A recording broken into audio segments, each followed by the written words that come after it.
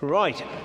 Tell me something, Bill. If, and clearly this didn't happen, at least I'm making an assumption here, if Lewis had succeeded in demolishing your arguments, I mean, I make the assumption that he didn't from your perspective, you understand.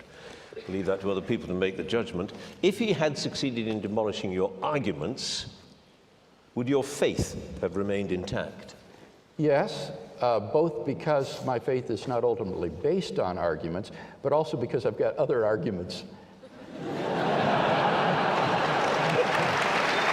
All right. What did he say absolutely nothing tonight to not shake you? Obviously, no. You're not shaken. There's no that pointless question. Did he say anything at all tonight that made you think, well, there's something there? No, I didn't think these were very good arguments that we heard tonight. But all right, let me do my bit then. Yes. He asked you endlessly to answer his question about what came before God. But what he wanted to know was who therefore created God. Mm-hmm. Well, to answer that question again, God is a self-existent, timeless, necessary being. So if there is a God, yes, if there is a God, we'll talk about possibilities. If there is a God, there cannot be a cause of such an entity. Things that begin to exist, that come into being, have causes, but something that's eternal and necessary. So God was always there, and at some point along the line, although there was no time then, so clearly I can't say at some point in time. Which very makes good. That's right. You haven't got a better explanation of why the universe came. Well, you don't know. You said so. Sorry, you don't have to invent mystical creatures in order to do it. You don't have to invent mystical creatures. Sorry, no. You don't have to invent mystical creatures. No, I don't think you do. And if you found it was a supernatural being? Oh, I'd be absolutely shocked. Certainly, there's more than a tiny bit of evidence on the table that the universe began to exist. That's total speculation. Well, the astronomer royal Martin Rees would beg to differ with you. In his book, Just Six Numbers, Martin Rees says I know Martin that, well. yes, well, and he says that the modern cosmology is as firmly established a science as the geology of the Earth. Yes. This is not a matter of airy-fairy speculation. Can I just now we're back into the constants again. And no, this is Big Bang, not fine-tuning. This is not a mere matter of speculation that there's more than a tiny bit of evidence on the table. But is he saying evidence for what? Evidence for a beginning of the universe. Yes. Well, we know that. Nobody disputes that. Well, that's what I'm offering in this first argument, is the evidence. But because there's a beginning doesn't imply a God. It does if the first premise is true, that whatever begins to exist has a cause. It logically follows. Yeah, but it doesn't. But the cause hasn't got to be God. Well, remember I gave an argument for thinking that this cause is timeless, spaceless, immaterial, enormously powerful, and personal. I think it's a computer. Well, that wouldn't. Computers are designed by people. No, this is a self-designing computer. Timeless. Timeless. Well, that's a contradiction in terms. Why is it timeless? What's contradictory about it? A computer has to function. It takes time. Oh, no, this is a special computer. Yeah, but it has to be logically coherent. Oh, it's logically coherent? Yes, you have to be logically coherent. Oh, no, this computer is amazing. No, besides, it would have to be, as I said, a personal being. No. And a computer is a physical Not this computer. Object. Oh, well, then, no. Okay, see, what you're doing is what you're calling a computer is really God. A non-physical,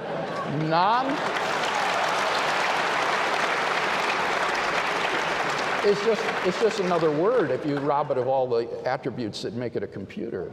You're unwilling to accept the idea of anything that exists beyond nature. Yes. Well, that is begging the question in favor of atheism. That just is presupposing that atheism is true. And that's what the debate's about. about. Well, you're presupposing that God is true. Oh, no, not at all. I'm giving arguments for God's existence. What I'm looking for is arguments for atheism. And this isn't, lots of atheists give arguments for their view. Well, the atheist can't get off the hook here. He's making a knowledge claim. But God does not exist. Oh, right. See, that's a knowledge claim. It's the agnostic who makes no knowledge claim. I don't say God does not exist. I say there's no evidence for God. All right. Well, then that's mere agnosticism. No. Yeah. No, we atheists say We do not believe that God exists. Well, that's compatible with God existing, you see. No. That's mere agnosticism. No, it's not. Atheism says that God does not exist, which is a claim to know something and therefore requires justification. I'm terribly, this atheist doesn't say this. He just says there's no evidence for God. All right, well, how would you differentiate yourself then from an agnostic? Agnostic says I'm clueless as to whether God exists or not. And I'm a coward to try and make up my mind. Oh, no, well, now that's pejorative. Yes, it is pejorative, and I mean it to be pejorative. All right, what about the non-cowardly agnostic, like Bertrand Russell, say, who says, I don't know whether God exists, I don't know whether God does not exist. Well, that's agnostic, yes. Well, that's what you are. No. Well, good okay, Lord. then give us, if you're not that, then you need to give us some warrant for the belief that there is no God.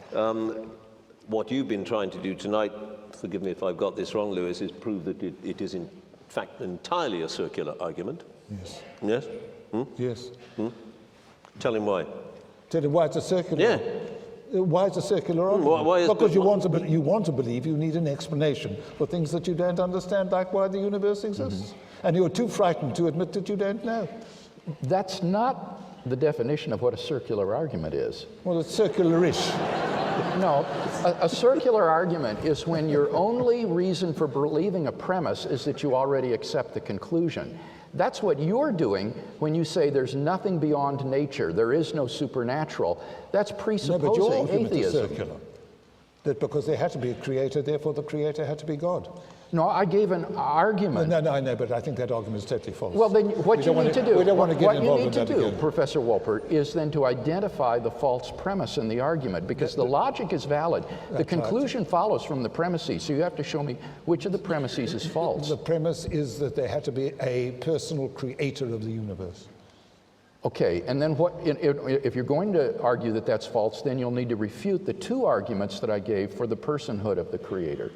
Oh, yes, well, there's no evidence for the personhood. Well, I gave two. Oh, well, the moral one is absurd, because there's plenty of morality. You don't believe that's not a strong one. What's the other one? Oh, no, I think, well, that wasn't the argument for the personhood, though. The other arguments actually do give you a personal creator and designer. The arguments were that it must be a timeless and spaceless being, and therefore cannot be physical or material. And the only things that we know of that can fit that description are either minds or abstract objects. And abstract objects don't cause things. The number 7 can't cause anything. You, Lewis, offered us various illustrations, various arguments as to why we can arrive at a moral state.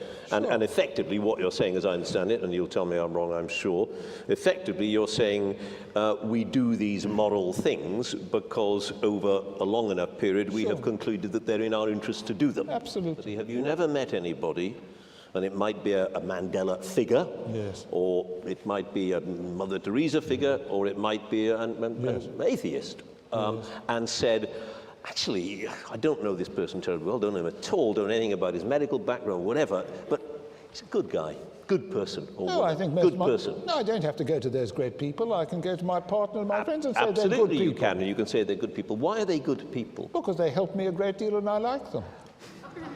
Won't quite do in the case of Mandela. Sure. Is that the basis of your moral system, because they help you? And help other people too. Okay. So it's their behavior. There is nothing that you don't then go the extra step and say, why are they doing that? Well, even though it may not be in their best interest to do it. Let's be clear that we don't really understand how people behave or why they behave. He's offering you an explanation. What, by a god? Oh, come on. What about all... Don't shout at me, it was his argument. Sorry, I won't shout again. I can behave badly at times. I'm sorry, Bill. Not at all. No, to keep behaving badly. But there are lots of people who are criminals who do all sorts of terrible things, and we don't fully understand why they do all those things. And some, people have breakdowns, they do all sorts of strange things, sure. Could I clarify something about the argument? Because I think this is apt to lead to misunderstanding. My argument is not that belief in God is necessary in order to do good or live a moral life or be a decent chap. The argument has nothing to do about belief in God. The argument is that without God, there isn't any absolute standard of right and wrong, And therefore, what we call moral values are just the spin-offs of sociobiological evolution. Altruism, like you mentioned, self-sacrificial behavior, a mother rushing into a burning building. No, specifically not a mother to save a child, because there's a perfectly good reason for a mother saving the child. Well, but if you say that, see, then again, you're still misunderstanding my argument. What I was going to say is that on the sociobiological point of view, that kind of altruistic behavior is just the selfish gene wanting to perpetuate itself, and it's the same kind of behavior you see in a troop of baboons, where you see what looks like altruistic behavior, or even in an ant heap, where fighter ants will sacrifice themselves for the good of the heap. My point is that on the atheistic view, that's all moral values are. Is that right? Let's clear that up. And I would like to ask... Is there any difference, let me, you come back in 1 second, but let me just ask Lewis whether there is any difference between the altruistic behavior of a human being, somebody who may sacrifice him or herself for a cause which will bring them no particular benefit, and a baboon in a troop. Well, there are occasions where there are groups of animals where there's someone who will scream when danger comes, therefore the thing. So these can be biologically determined, but also there's the whole complex of the nature of the sociology of the society and how different societies behave. And that's got nothing to do with God, that's complex sociology and biology. Oh, so and who imposed the complex biology? Where did that come from? Well, evolution. Right. Yeah, we're back to the old... No, see, that's my argument. That is all that moral values are on atheism, and that therefore, as I say, rape, child abuse, these may be socially inconvenient, or taboo. As an atheist, I'm not a rapist. You're misunderstanding my argument. Of course you're not. Thank you. You're misunderstanding the argument. I'm not arguing that to be a good person, you have to believe in God. What I'm arguing is that without God, there is no absolute moral values, no absolute moral duties. We are like advanced primates, and what we call moral values are just these ingrained sociobiological patterns. Yes, that's exactly what they are. Okay, so that is your view. I was not sure of that. Well, then you see, when you make these moral judgments yourself, you're acting inconsistently with your own worldview. When you make moral judgments like everyone has the right to believe whatever he wants so long as it doesn't interfere with others. Where's this notion of rights suddenly come from? That's just history and sociology. Right, just sociologically ingrained behavior. So the pedophile or the rapist or the psychopath or the person who wants to be a religiously intolerant persecutor is just acting out of fashion. He's like the person who belches at a meal. Hitler wasn't acting out of fashion. He acted in his particular way, which other people objected to. Right, but there wasn't anything morally wrong with what he did, right, on your view? Of course there was. It was just contrary to the patterns of sociobiological behavior that have been ingrained into the human species, not to kill each other off.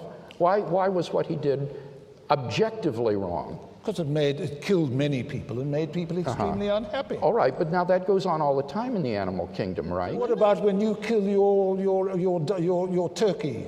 Be careful with turkeys at the moment. Yes. Well, fine, use that example. On atheism, these are all morally neutral acts because there isn't any standard of right and wrong. Sure, there isn't. Okay, so then you agree with me that what Hitler did, there wasn't anything. You've lost me a bit here, I confess, because you do seem to be saying that if you're an atheist, you're an immoral person. No. Listen to the argument again. If God does not exist, then objective moral values do not exist. Lewis agrees with that. Moral values on this. No, he doesn't. Of course he doesn't. Yes, he does. He just said so. There are no external moral values, yes. There are no external moral... Well, all right, define what you mean by an external moral value. Coming from outer space and God. Precisely, exactly. So, but what you do believe is that within us... There is a moral value. There is clearly a moral framework. Yes. That's, I mean, I think you do misrepresent him a bit there. Well, I think not, because if you were to rerun the film of evolution, and quite different creatures might have evolved having quite a different set of moral values. I doubt it. Right. And if that were the case, there would be no way that one of them could say, our values are right and your values are wrong. Or even among cultures. How can you say that National Socialist Germany was wrong and that the liberal democracies are right. It's right according to our point of view, but according to them, it's right according to their point of view. Everything becomes relative. Lewis, is it your contention that this moral framework under which we operate, whether we are atheists or agnostics or theists, the moral framework under which all societies, I think it's true to say that is it true to say that all human societies have some form of moral framework? It may be different from ours, yes, but they have one. I mean, cannibals presumably think it's okay to eat each other because, well, it's okay to eat each other, I suppose. I don't think cannibals do eat each other, do they? They don't any longer. I think they've stopped. Yeah, I think they prefer McDonald's, but which, according to Prince Charles today, is even worse, I think. But I don't want to be quoted on that necessarily. But